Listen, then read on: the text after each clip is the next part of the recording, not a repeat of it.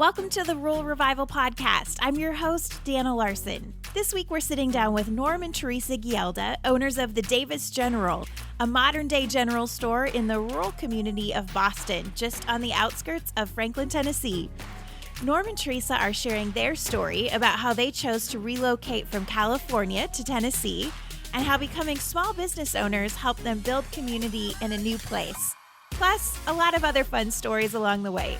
So here we go with Norm and Teresa.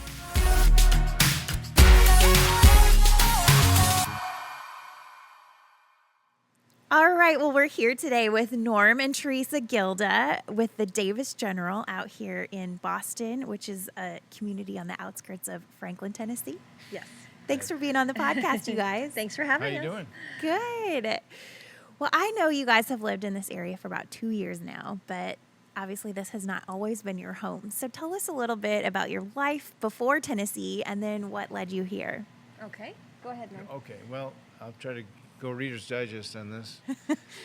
Born and raised in Michigan, and as a young adult, maybe this was a result of watching too much TV, but it's go west, young man. I moved to California. Basically, I was looking for the weather. I was tired of scraping ice off my windows every year and trying to drive to work in the snow and everything. So I just picked up and left. No plan, no really backing, no nothing. I just packed up and went. And once there, I kicked around with some odd jobs. I was basically in the mechanical engineering portion of like drafting and drawing up precision plans and everything. And I had similar employment out in California, but I felt like I was trapped to an office and to a desk, especially in such nice weather. So I started kicking around, and I remember as a young child, I had an uncle who was a police lieutenant, and I thought, that would be really great, working out and about, out in the public, outside, just kind of have the freedom or of movement, and it would be a job that I could go out there and work with people, and it seemed like a kind of an interesting thing, so I pursued that, and started taking some classes and started preparing myself to go down that path. And also along those lines, I also joined the Marine Corps Reserve while doing that. So I went to boot camp, basically graduated as a young infantryman, went to the technical school, and then as a reserve Marine, you get kind of spit back out into society, go back to your job, but you're ready to serve, you're ready for deployment, and you train and you stay ready. So shortly after that portion or that time in my life, I was hired by a police agency in Orange County for the city of Santa Ana, just south of the Los Angeles area, and I started my career in law enforcement. And what a great career that was, full of great opportunity, great assignments, and that's where I met my lovely bride, Teresa, at the same department. She was a dispatcher. And so essentially from that moment on, as a dispatcher, she'd tell me where to go as an officer, and we continued with our relationship. We got married, and she still tells me where to go and what to do. Yeah, I was born and raised in Florida, so I'm a Southern girl at heart, and then moved out to the West Coast with my mom, so she could go to law school, and she was a mom, 6 kids. So we made our lives there, but I did start out as a police dispatcher, a 911 dispatcher with the city of Santa Ana. Norm was a motor officer then. We were friends for a long time before we started dating and got married eventually. But so I was a 911 dispatcher, and we got married. I went to law school at night. Started going to law school at night. I was a single mom, 3 kids. Norm was a confirmed bachelor. We were dating.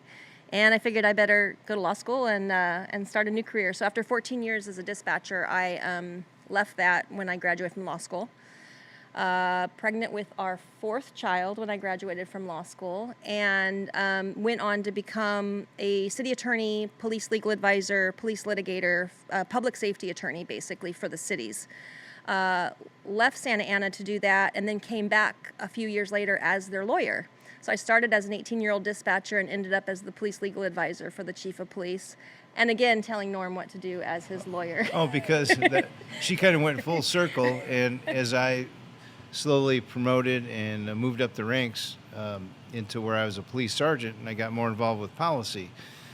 And Teresa, as she came back as a legal advisor, advising the chief on legal matters, she ended up kind of advising me again on the policy issues. Advising his boss. Yeah. So here we go. So we did that for a while, and I was a police legal advisor for many years, and it was fun, it's exciting, but really, really stressful and a little kind of overwhelming. So we had a little one at home. So I'd say after about 10 or 11 years of doing that, I left to go into do healthcare law for a public agency out in California while Norm finished up his career there. And we knew when he retired we would be leaving California. That was always the goal. It was great for our careers, but it wasn't where we wanted to finish raising our youngest child. Our oldest children were already settled in their lives as adults with their careers, and now they're having babies. And so we knew we'd be moving away from them, but it was always the plan to move away when Norm retired. So in 2016, he retired after 27 years of law enforcement. Our daughter was 7th grade then, but we had always told her from the time she was born, don't get used to California because we're leaving.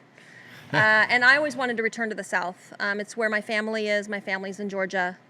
My mom and my sisters and my nieces and nephews. I was very upset at leaving our children. I wanted to live near family, so we initially looked in Georgia, and then Norm wanted to look in Tennessee because it's right next door and it's tax friendly and all of those things. And so I was initially resistant to the idea because I wanted to live near my family in Georgia, but we came here for a weekend trip. We looked at Georgia and then Tennessee, and I think by the second day here, I fell in love with it and knew this was where we wanted to finish raising our youngest daughter. Just good people, good values, the rural life that I loved. I grew up on 11 acres in Florida in Rattlesnake Hammock, and I grew up on 11 acres with pigs and chickens and a cow, and I wanted that again. So this is where we are. We moved back here on New Year's Day 2017. We landed in Tennessee. There's a funny story about you deciding that this was it, because we were walking around downtown Franklin, and it's a quaint little town with the circle, the town circle, and all the shops. And I kids think our daughter's age, like playing music on their guitar open. So Teresa stopped dead in her tracks and looked at me, and she said, "Norm, I think this is it." And of course, on the outside, I was just playing it cool, going, "Yeah, okay, yeah, it's all right." But on the inside, I was doing the Irish jig. Woo! I was really glad. We're pretty excited. So that was 2014. So we actually bought some property here, even though we were still living in California. But we continued to visit several times per year. Changed properties a few times. We went from a land we were going to build to a fixer-upper, and now we're in a house just down the street from the store. But so we took a while to find our way, but we moved here a couple years after that. So it was a good move. Yeah. Well, what was it then once you kind of got settled here that led you to the Davis General Store? So we used to have a house over just down the road, and I would drive by this store taking our daughter to school. We were living in a different house, so we drove by the store every day taking her to school, and I'd seen that it was closed down. And so our living situation at the time, when we moved here, I was telecommuting with my healthcare attorney position. So, we moved here for a slower pace of life, a better life, spend time together, and I realized that we really weren't doing that. I was in a beautiful house, up in my office, working alone all day long and not really meeting anybody, and it was lonely. Loved my job, loved the people I worked with, but I wasn't really interacting with anyone here, so I really felt like I wasn't creating those roots. And at the same time, Norm was retired, so he had lost his whole support system. We left it back in California. People he'd worked with for 3 decades were there, and we were meeting great people here, just really, really great people, but not forming kind of those connections, and we didn't have that sense of community because we weren't out there, we weren't in the workforce. So we had been brainstorming and thinking we should find a family business. Like, we need to spend more time together. We wanted to get out of the kind of the fast track, and that's what we moved here for. And yet we were kind of living solitary lives, me working upstairs alone, him mowing our pasture, and our daughter was at school making those connections because she was in school. So we started thinking about home businesses or family businesses. And so I would drive by the store and I thought, wow, it's just a shame that that old store is shut down. And I hope they don't tear it down and like build houses on that beautiful piece of property. And it's just such a great old store. And I love old things, which is why I married him. He's older than I am. No, I'm kidding. No, I love old things. I go to the antiquing and I just love history. And I would take something old and rusty before I'd take something brand new and shiny any day of the week. He teases me, did you go to the junkyard? And I'm like, no, I paid a lot of money for this stuff. So I love old things. So of course I love the old building and I just loved history. And I'm sure there was some history behind it that I didn't know yet. So never thought that 6 months later we would actually be putting an offer in on this store. But I would drive by and I would even, tell my kids like, that would be such a great place to have a store or a restaurant or a business or something. So I was always keeping my eye on the real estate market. And I don't know, it was like last year, October, November, we worked with Tom Murray. We bought some properties with him. And I think I called him and said, Tom, what's going on with that store? Like it's been on, for sale for almost a year now. What are they doing with that? So he made some phone calls and we came down and looked at it, and it was a lot of work, which is, I guess, something we enjoy doing because every property we've had needed a lot of work. For a retired person, I've never worked so hard in my life. So we, before we knew it, we were just thinking this might be what we were looking for. Like all of the people I had seen who were transplants here are moving back home, who really seemed to have that sense of community and connections. It seemed like they were small business owners.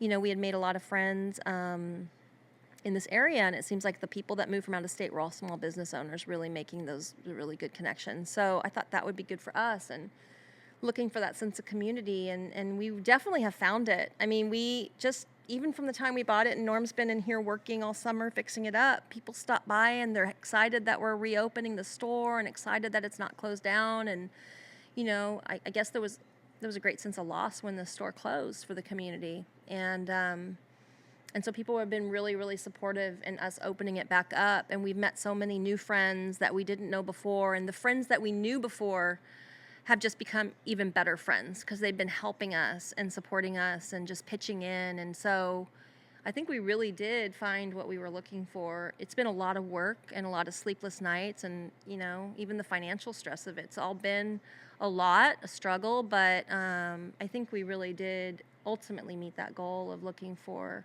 our place here, our people. So yeah, that's how we ended up here. I don't know. Well, you made the decision to buy the store and return it to its former glory with a little bit of a modern twist, right? Because some of the old stuff just wasn't going to work anymore. So tell us a little bit about that process and how you decided what to keep, what to update, all that kind of stuff.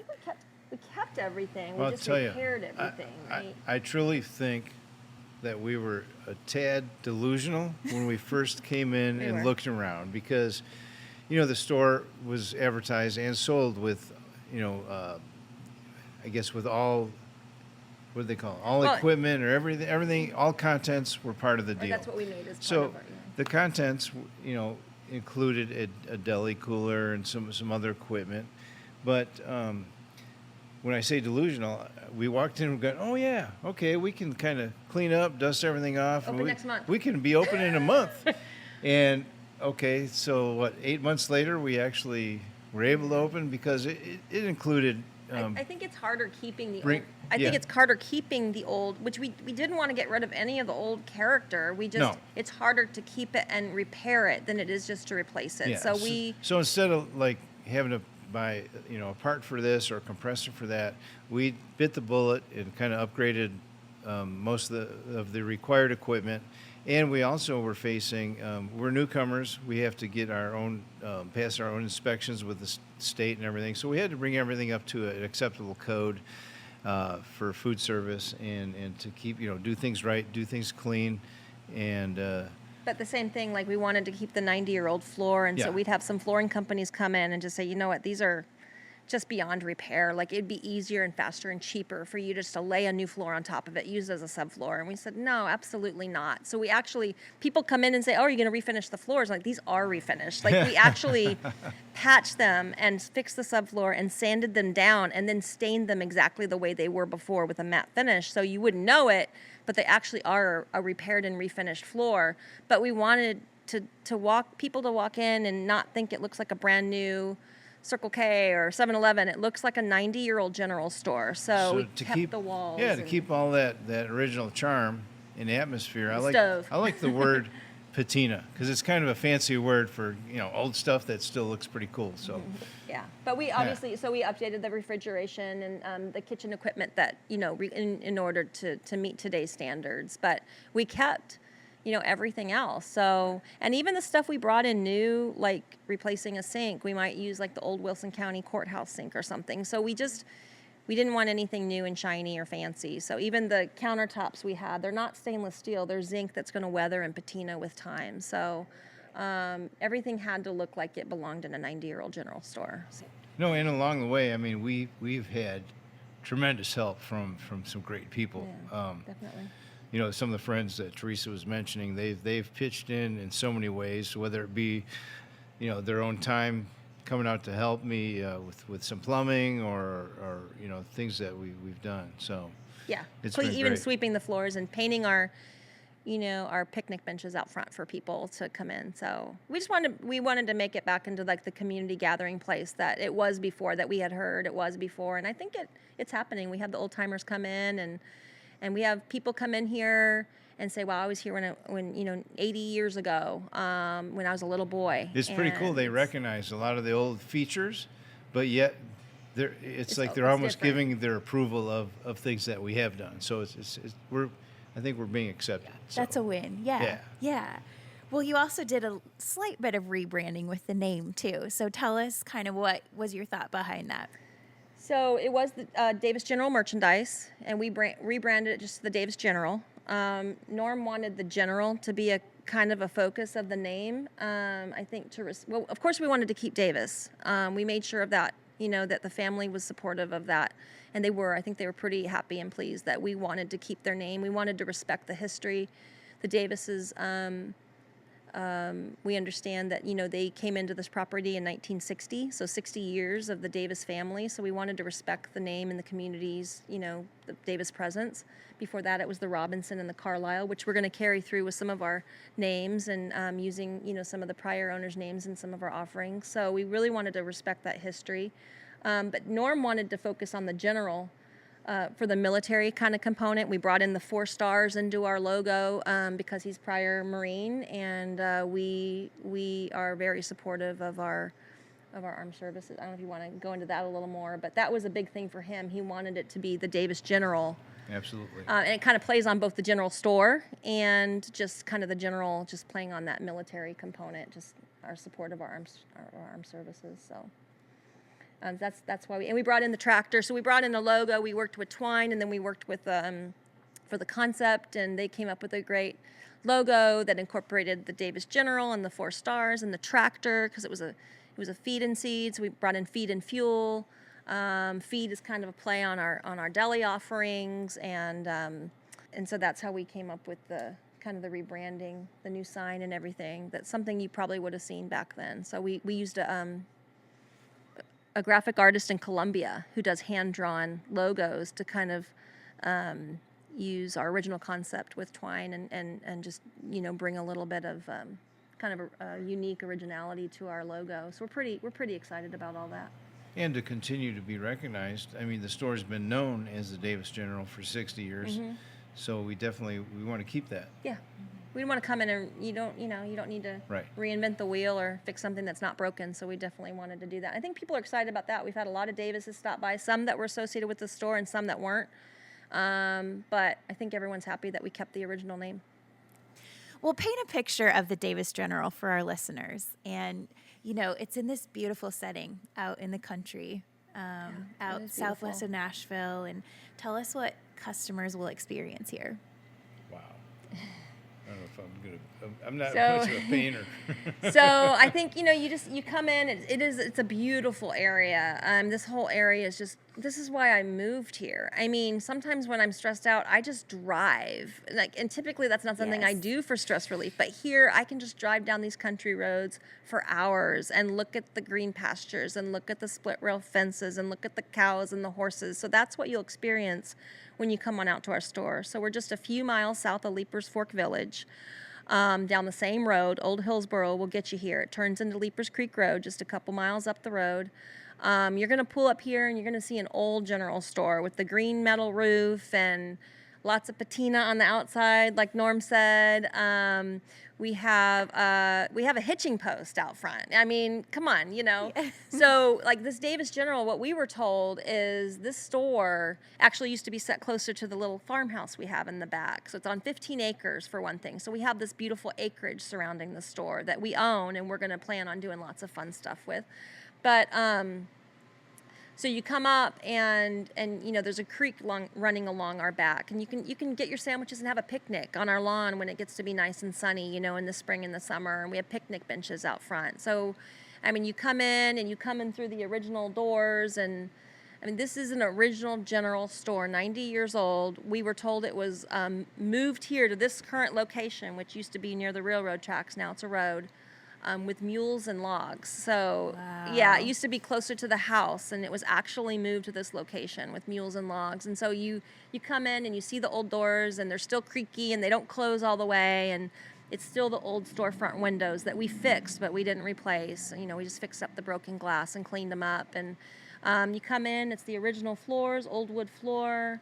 We even use the old original wood from the walls, and we refurbish them on our shelves for all of our groceries. So, and we're a general store. We have groceries. We have some cold drinks, some snacks, but we also have an amazing deli menu that's really taken off. So you come in and you'll probably smell my warm cinnamon rolls that were just baked that morning, and Norm's biscuits that he makes biscuit egg sandwiches with in the morning. And then we start into our lunch, so you're going to smell lots of good things coming in here. And we have our old country tables that people like to gather around. We build a great lunch counter where you can kind of sit around and just chat with us while we're fixing you a sandwich or a breakfast sandwich. It's just, a chili dog. We have these amazing chili dogs that are just real popular. So it's just a really warm country feel, I think. And, we're here personally working every day, Yeah. welcoming. Some of the original equipment. There's an old potbelly cast iron wood stove that's been in here for years. It does need a little bit of service to get up and running, but everyone who's been here before has recognized that. Like, oh, you kept the stove, and that's great. I mean, we have, it says health aids on it. It's a display rack that's been in here for years and years, and prior customers recognize that, and they appreciate that. I will mention we also have a deer. Yep. A Buck, deer. or Davis. Yeah. Davy. He's our mounted deer trophy. We inherited him with the store. He came with the store, and we cleaned him up. He's kind of facing the door. I call him my security deer because he's always watching. I think we were told one of the Davis boys actually. Yeah, that's his trophy. But and then we have Natchez Trace just down the road, so we get a lot of bicyclists and car enthusiasts who like to come here. We're going to be starting to carry gas. We're going to carry 100% gas, no ethanol, which is real popular with some of the local farmers and car enthusiasts, I'm told. Right. So we get a lot of bicyclists coming down here. If you're on a ride at the Natchez Trace, you want to come in for a warm lunch or a cup of coffee, we have, it's not gas station coffee, it's a breakfast blend, it's a great coffee. Everything we do, we're trying to do with high standards and quality, because that's what we enjoy. So, a little twist that I'm going to add, our goal is to make this not just like, oh, look, a store, let's stop and get a cold drink. We want to put this place on the map and make it a destination place to come for that sandwich that you may have tried before or you want to try for the first time. It could become a photo op. It can be so many things. Meet friends, hang out, but it's definitely a photo op. We have the old gas tank still in the front of the store. We've had, just since we've owned the store this year, we've had music videos shot here. We've had some commercials shot here. Right. It's just a great just a great location to stop and get something to eat, something to drink, listen to some music. Eventually, we would like to have some more live music here. We had a great band here for our grand opening. We just set them up on a stage, on a tractor trailer or equipment trailer stage. We got to give a plug to Ravencliff. Yeah. They're awesome. So they came out, and I can definitely see us doing some summer events here with some live music. They were amazing. So once we get going, we would want to kind of have those kind of activities again. Oh, yeah. So we've also developed some really great merchandise for the Davis General here. We have, in addition to our groceries and our food service and our soon-to-come gas, we have kind of an amazing selection of local made in Tennessee merchandise. So we have hand-poured candles, 3 different types right now, all poured in Tennessee. We have been testing all of these in the months leading up to our opening and only putting out there what we enjoy using in our own home. So we will put together gift baskets for someone. We have, pretty tissue paper, and we'll do all the wrapping. So you can come in. We have some soaps and lotions. They're not in Tennessee, but it's our neighbor Alabama. It's a Grumpy Old Goat, which I chose one because I love the product. It looks good. It smells good. I love the packaging, but also the name Grumpy Old Goat reminds me of Norm. So we had to start carrying Grumpy Old Goat from our local Alabamian neighbor. And we also have our own great selection of T-shirts and baseball caps and mugs and travel mugs. So if you visit us, you can definitely bring home a souvenir from Boston, Tennessee, Franklin, Tennessee. So just really high quality merchandise that has done really, really well. We sold out of our hats in the first week and a half that we were open, working with our local business Twine. So we're all about supporting local businesses. New camp mug you just added? Yeah, we just added a brand new campfire mug. That's amazing. So yeah, our merchandise is doing great, and it's just part of the whole store experience that we really want to have here. Yeah, I love your tobacco barn candle. Oh, me too. Well, then you have to try the Davis General. Yeah, and you have to try the new ones, the Tree Farm and the Pumpkin Spice, and oh my gosh, there's so many great candles and things. We're going to offer more. Oh, and made in Tennessee chocolates and toffees and caramels. So we have all of that stuff. We already are restocking it. It's got Bratton's Best Barbecue Sauce. Yes, I forgot to give a shout out to Bratton Farms. Our barbecue beef sandwich, which we tested with different sauces and different briskets and different this. We selected a local Bratton Farms barbecue sauce. It's a local lady. It's her late husband's recipe that she has made up and sells to some local restaurants in the area. And that's the sauce that we're using on our barbecue beef sandwich, Boston barbecue beef sandwich. We're rolling out tomorrow, and we also have some for sale here in the store. So it's amazing. It's amazing. It's all about supporting the locals, yes. And I love that. And it's just a very fun, unique experience, and it's definitely Instagrammable. So. Well, in a lot of ways, this is a complete shift from what your career has been in the past. Oh, yeah. So what has that adjustment been like? That's been... I got 2 words. I'm tired. Yeah, it's a lot of work, yeah. And it's a long day so far until while we're getting this going and start, maybe, we'll get some employees in here to help us soon as we're getting busier. But I mean, just even all the work that Norm's done, the whole summer just to get the store up and running, and it's a big difference. So I went from, working in the corporate world or the law enforcement world, or working by myself most recently in a room all by myself all day long and just hungering for some, interpersonal contact, to like my voice the first few weeks. I lost my voice every day from talking to so many people, and I love it. Like, I meet new people, and now we're getting regulars, and we just enjoy seeing them every day and finding out what's going on with them. So I just think it's completely different. It reminds me more of what I enjoyed with being a police attorney, because I just had so much contact with people all day long, and I thrive on it. And then I like to be in the kitchen and baking at home, so it's something I enjoy doing here. I'm going to start doing some more of my baked goods, and in addition to the cinnamon rolls. So these are all things that I enjoy doing. So I guess for me, the biggest thing is going from working in a kind of a solitary or more of a corporate environment to something that's just really friendly and just down home, and just exactly what I think I had in mind. And then Norm came from a law enforcement It's a lot background's different. different. I mean, I came from a career where I would meet the majority of the people. 90% of the people I encountered every day were probably at the worst point or at one of the lowest points in their life or behavior.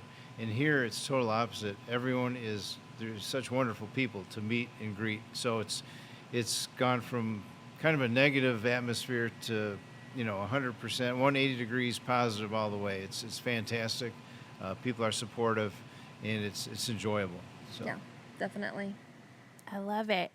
Why do you guys think it's important to revive these places and these experiences that have been such a rich part of the rural landscape and the history here? Well, a couple things. I mean, if it's an interest near and dear to us. We're loving it. We're enjoying it. But if people don't do this, they'll be gone. They'll be lost forever. Yeah. What's ironic about this particular property, it's a commercial business that's been grandfathered in for several years with the local government and allowed to perform and function just as such. The whole surrounding area is residential only. There's not a business along the street anywhere, and it's allowed to continue. And that was a condition of the sale.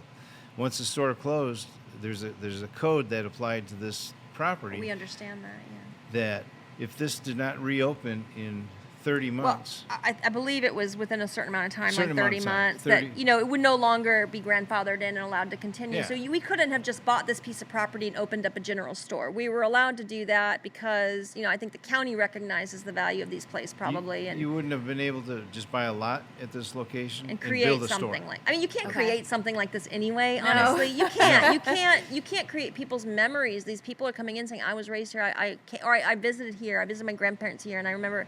Yeah, came here as a little boy or and a I little think- girl. Because they are just rapidly disappearing. I was raised, like I said, in a rural area of Florida, Naples, Florida, and I don't have a lot of good memories of my dad. He wasn't around much. But one good memory I do have is going to a store just like this with him. He would take me once in a while to an old general store, and there'd be a big old vat of pickles, and we'd get a pickle. And that's like one very special memory of my childhood, of which there weren't very many with him. So I would imagine that a lot of people have those memories of coming here and places like this.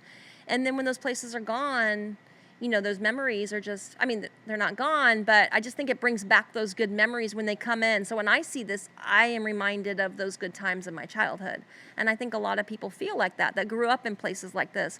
Or if you don't grow up in places like this, I think people are craving this, like we were when we moved away from it. He grew up in a small town, I grew up in a small town, and we moved away.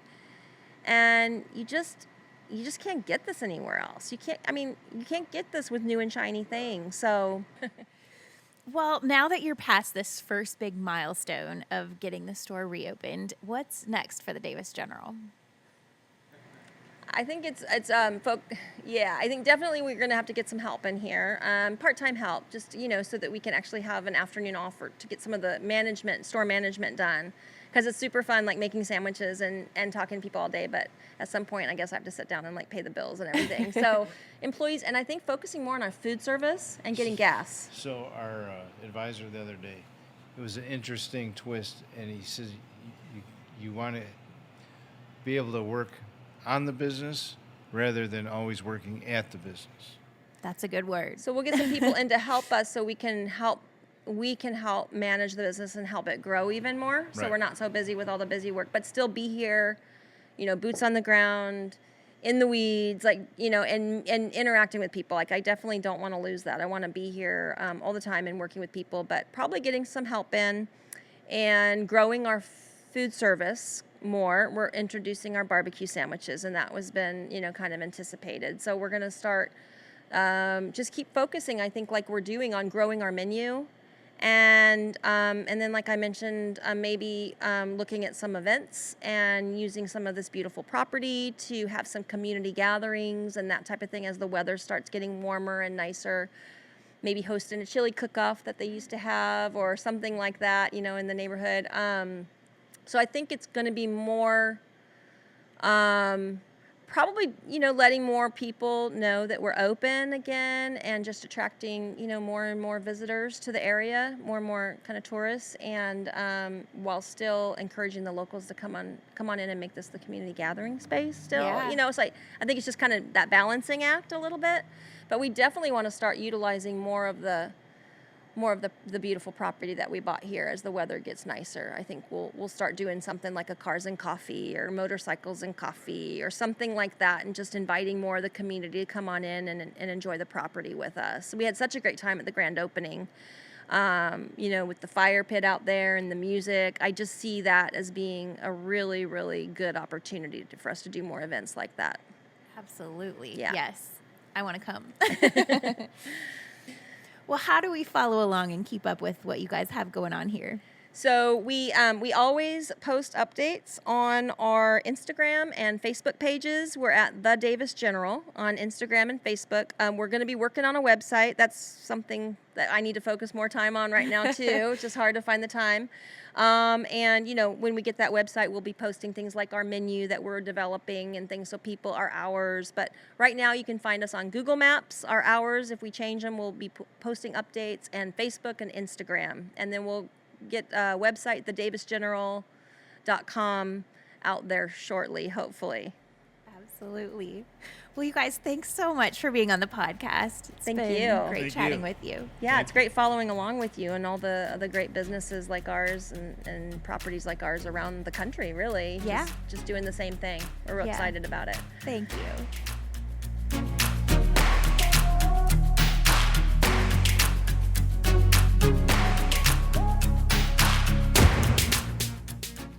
Well, guys, if you love a great experience, you definitely want to put the Davis General on your road trip list. It really is just as charming as it sounds. And with great food and great company, you can't go wrong. Thanks again to Norm and Teresa for being on the podcast, and be sure to go check out their socials in the show notes and give them a follow. And thanks to you for tuning in. We'll be back here next week. Have a great day, everybody.